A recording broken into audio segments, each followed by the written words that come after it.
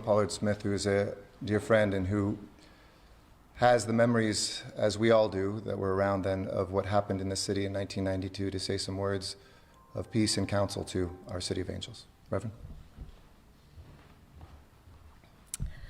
Good afternoon. It was just nearly 30 years ago, May 31st, 1992. I remember sitting in famed church as a member, choir member, usher board member, and listening to my father in ministry, Reverend Dr. Cecil L. Chip Murray, speak to us as we were wrestling with the 92 civil unrest, the outcome of the Rodney King verdict. And his words were so powerful in the way in which he spoke to us about being asked the question to wait a minute. And he said to us, we don't wait a minute, that a minute is too long in times like these. And so to those who are feeling the pain and the grief of this season, we stand with you. It is the right thing to stand up. It is the right thing to speak up. It should not be that nearly 30 years later, we're still facing this issue. We should be speaking truth to power. Tomorrow represents Pentecost Sunday. And Pentecost doesn't just represent the promise, it also represents a season of protest and power. Because what we do know is at some point shortly thereafter, the moment of Pentecost, Peter gets up and begins to speak truth to power. So it's right to speak truth to power. It's right to stand up for what's right. It's right to speak. It's right to speak now. It's right to not wait. But we have to do it with responsibility. Pentecost is also about power.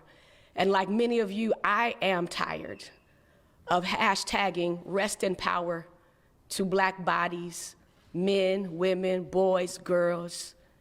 I'm tired of rest in power. My role in this season is to encourage people to live in power. We were given power. We must live in power. We must speak in power. We must stand in power. We must gather together in power. But power has a responsibility. And so as we do that, we must do it responsibly. To all of the parents, I am one of those parents who's lost a Black son in the streets. So I know your pain, I know your anger, I know your frustration. To the families, we got you. I understand. I've been there. I know what it's like to deal with a system that doesn't necessarily take the victim and their family at first. I understand that. So yes, in power we stand, in power we speak, in power we rise up, but power has a responsibility. And I'm tired of hashtagging rest in power. I want to live in power. I want you all to live in power. Dr. Murray, when he spoke 30 years ago, wanted us to stand and speak and to live in power. To the protesters, protest in power. And power is not always given. Sometimes you have to take it back. And so we stand in power, we speak in power, we live in power. And that's the right thing to do. To all of my faith leaders, my colleagues who are faith leaders, clergy of every kind, of every faith tradition, I'm just one of y'all, I'm just one, but there's many out there, many leaders out there. And we should be speaking in power, speaking truth to power, standing in power. But power has a responsibility for all of us. And we have to do that with responsibility when we take back our power. Because like you, I'm tired of hashtag rest in power. I want me, my children, my grandchildren to live in power. To those that are creating mayhem, we ask you to take a step back and let those who are fighting for the power to come under injustice take a step back and let those who are protesting in power, let those who are standing and speaking in power, let them do their work.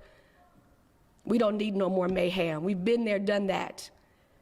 And so my prayer is that we all would live in power, stand in power, speak in power. because it is that time. And we're not waiting. We don't have to wait. But we want to live in power. And we can do that if we work together. We can do that if we stand together. We can do that if we use our power responsibly. Power has a responsibility. And so some 30 years later, here we are again. But this time, we're going to stand, we're going to speak, and we're going to live in power, but we're going to do it responsibly. God bless you, and thank you.